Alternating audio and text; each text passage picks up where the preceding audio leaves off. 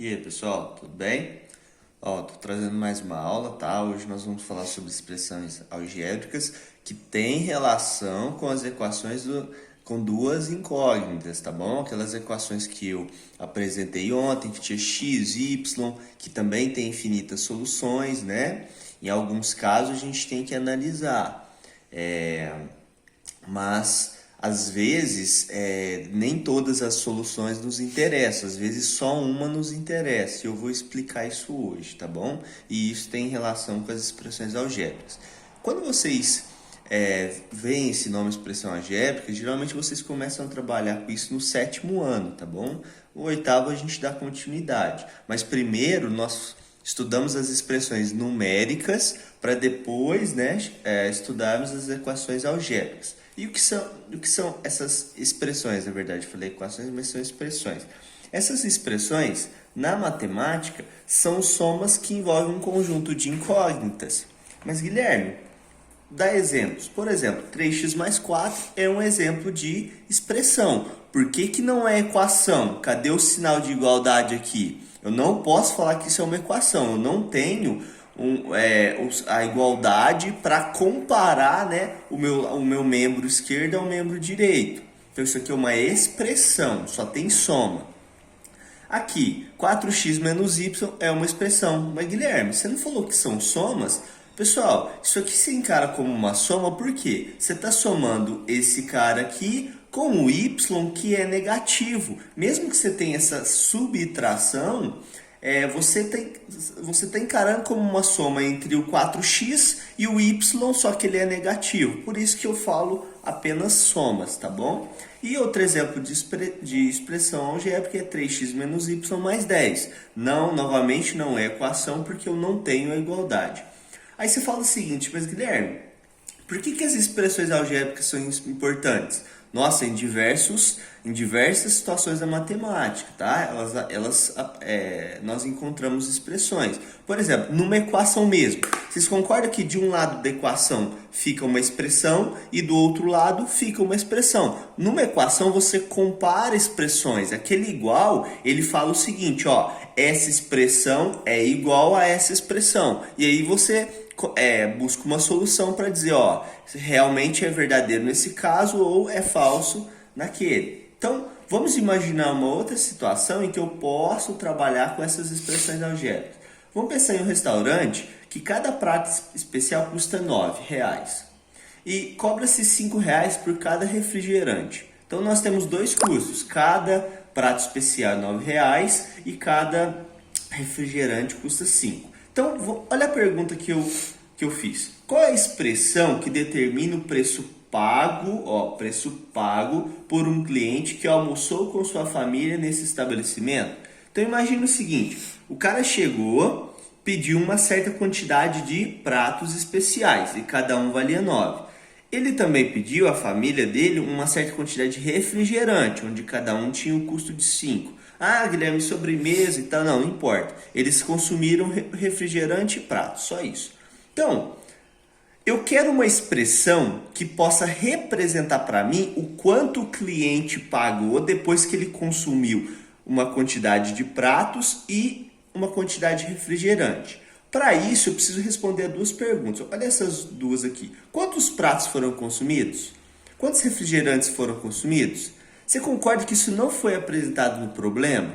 Então vamos lá. Na matemática, quando nós não conhecemos um certo valor, o que nós fazemos? Inserimos uma incógnita, uma variável. Vocês concordam comigo? Então vamos supor que eles consumiram X pratos, a família como um todo, e Y refrigerantes.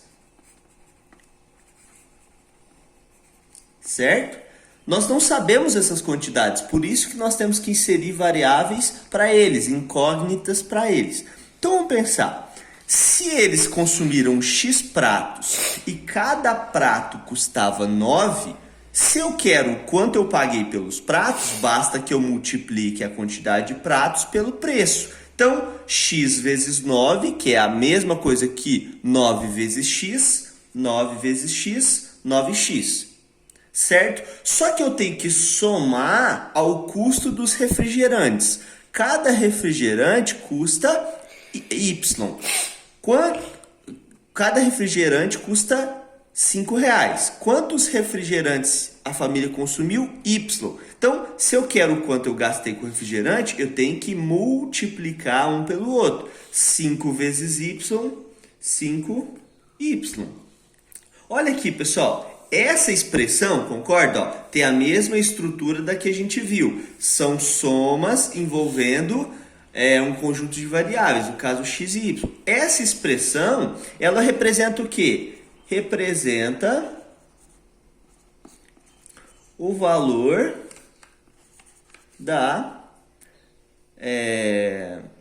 o valor do consumo.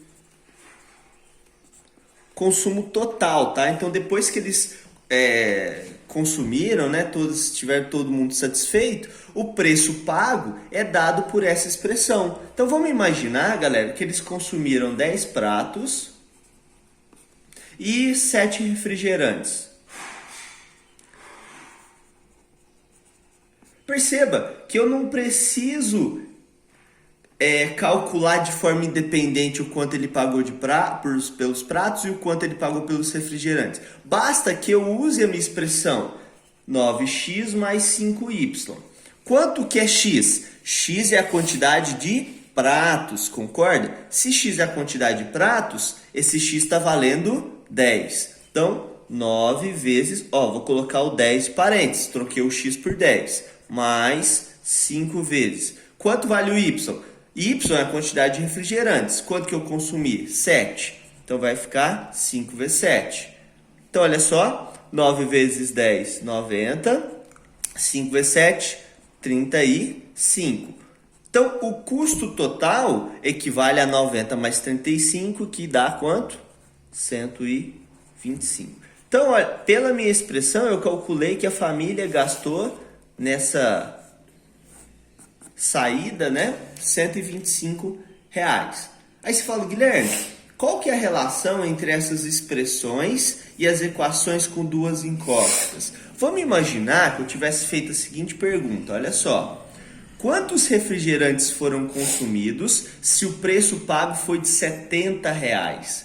Olha como é que eu inverti a história. Eu não estou apresentando a quantidade de refrigerante e a quantidade de prato e pedindo o total. Eu estou falando o total e pedindo a quantidade de refrigerante. A expressão é a mesma. É a expressão 9x mais 5y. E ela representa o quê? Ela representa para a gente o valor total da nossa conta. Se ela representa o valor total, foi apresentado o valor total, que é 70. Então, eu consigo construir a equação 9x mais 5y igual a 70. Ah, Guilherme, entendi. Então, a partir dessa expressão, eu consegui construir uma equação. Mas como é que eu vou resolver? Lembrando que isso não é uma equação do primeiro grau. Essa equação ela tem duas incógnitas, né? Lembra que eu falei na aula passada que isso aqui tem infinitas soluções. Se você joga um valor para x, automaticamente você consegue encontrar um valor para y. Mas qual que é o problema aqui, pessoal? Se eu jogar qualquer valor de x, quando eu for calcular o valor de y, que é a quantidade de refrigerantes, tá? Y é a quantidade de refrigerantes, eu vou obter um número decimal. Então, por exemplo, tem como consumir 5,4 refrigerantes? Ou 2,5 refrigerantes? Não, galera. Esse x e esse y, eles são números inteiros.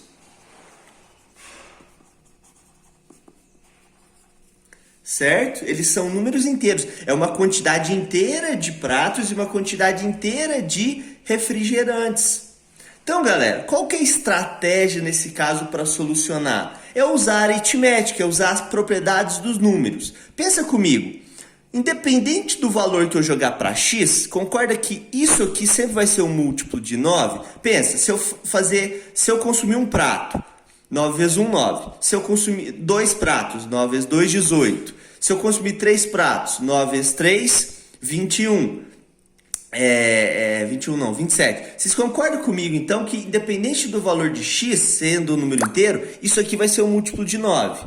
Da mesma forma, isso aqui vai ser um múltiplo de 5. Afinal, se eu consumo um refrigerante, 5 vezes 1, 5. Se eu consumo 2 refrigerantes, 5 vezes 2, 10. E assim por diante. Eu vou obter na sequência 5, 10, 15, 20, 25 e vai. Da mesma forma aqui, 9, 18, 27 e assim por diante.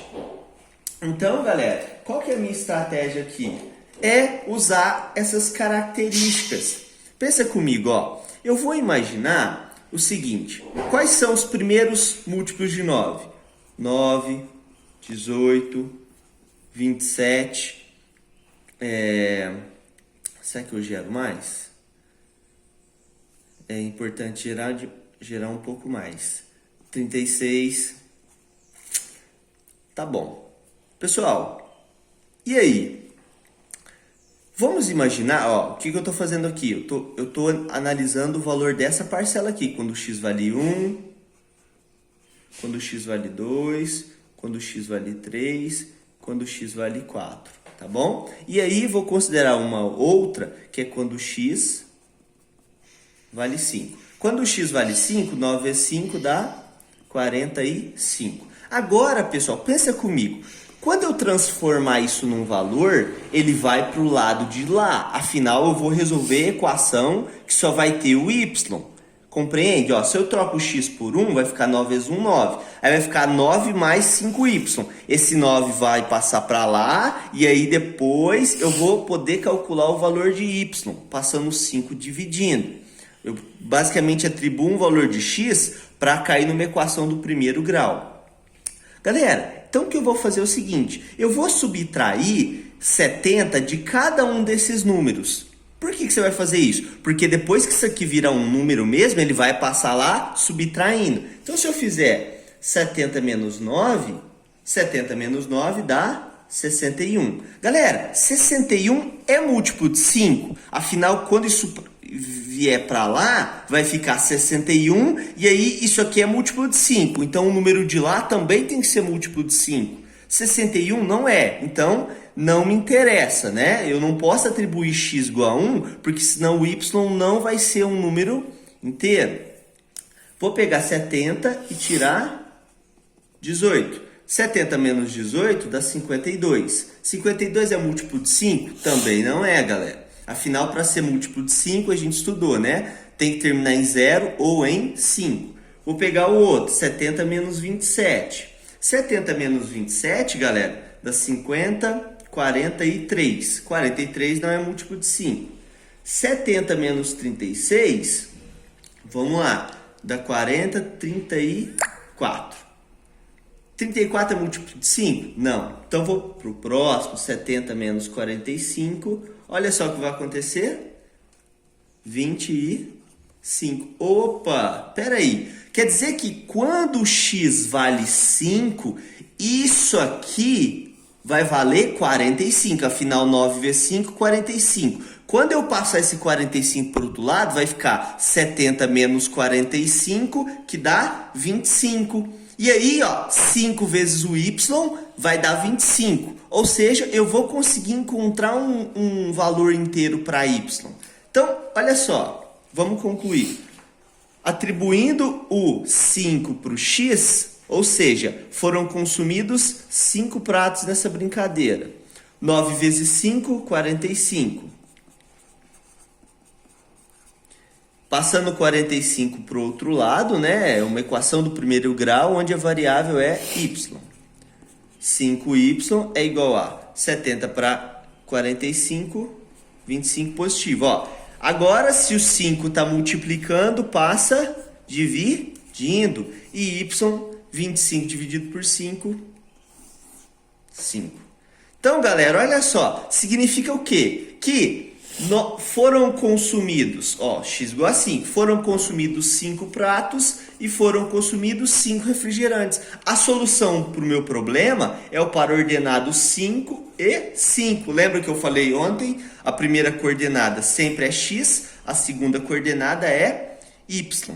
Tá vendo? Ó, essa equação, ela tem infinitas soluções, mas a que me interessa é essa daqui. Afinal, o valor de x e o valor de y tem que ser números inteiros, não pode ser qualquer número, certo?